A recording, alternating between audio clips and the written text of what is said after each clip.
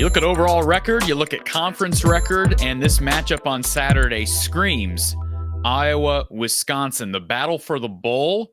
And it is an appropriate trophy, one of 4 trophy games on the Iowa schedule. The Hawkeyes failing to capture the Cy-Hawk Trophy. They did get Floyd back home, but now a new assignment against a 5-3 Wisconsin team, a team that's 3-2 in the conference. Identical records to Iowa's and very similar resumes. I do think this is an Iowa team and a Wisconsin team that are a bit hard to read. I'll tell you why in just a second.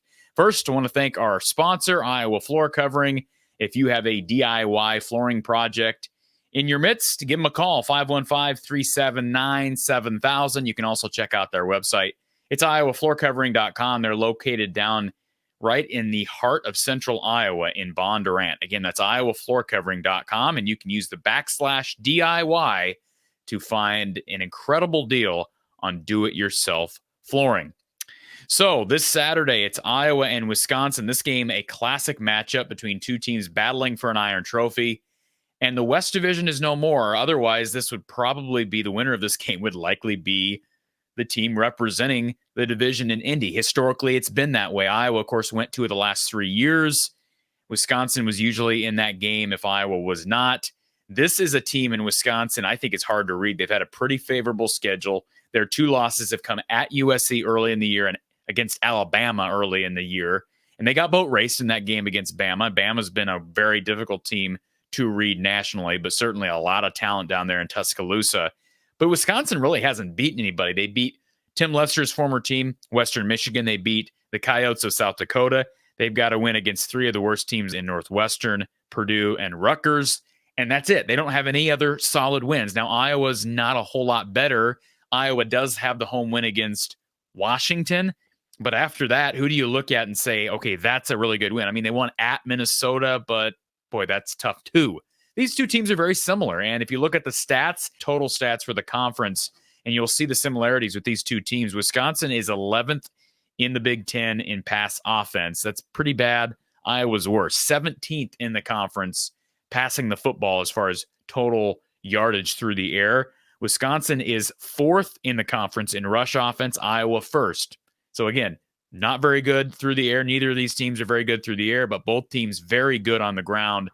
Iowa, of course, has turned into an elite rush offense behind Caleb Johnson and company. Now, as far as pass defense is concerned, Wisconsin very good, 4th in the Big Ten. Iowa has taken a pretty big jump backwards, but they make up for it with rush defense. But Iowa 11th in the conference to this point in pass defense. Wisconsin 14th in the conference in rush defense. Iowa 7th. So the differential between these two teams basically is accounted for. One's just better against the pass. One's better against the rush. And if you look at what these two teams do good offensively, it's run the ball. So one would have to think with Iowa's strong rush defense that might be the difference, because Iowa's not going to pass the ball well against basically anybody. At least that's what the stats say. So who cares if Wisconsin's got the 4th best pass defense? Now, it is a different element with Brendan Sullivan. That's something I mentioned during the segment with Mark Rogers, the voice of college football, on our Tuesday afternoon show, is that Wisconsin has given up some yardage to opposing quarterbacks here of late. And they've actually allowed a couple of quarterbacks to go off for season highs on the ground.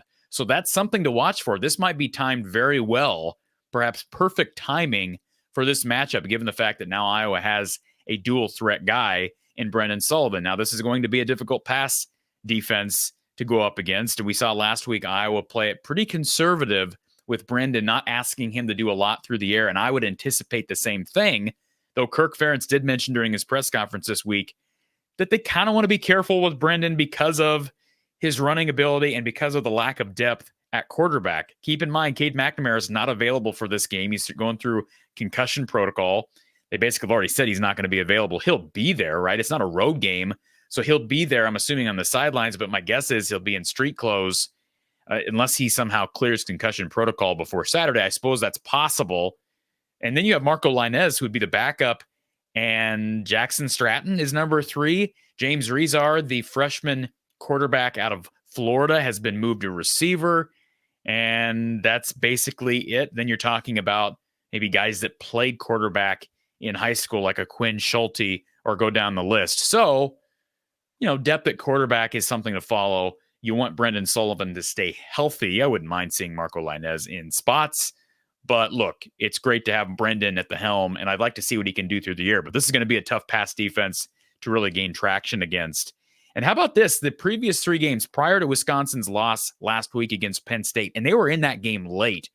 The previous 3 games against Purdue, Rutgers, Northwestern, not great competition, but 2 of those games were on the road. Wisconsin did outscore those 3 opponents 117-16.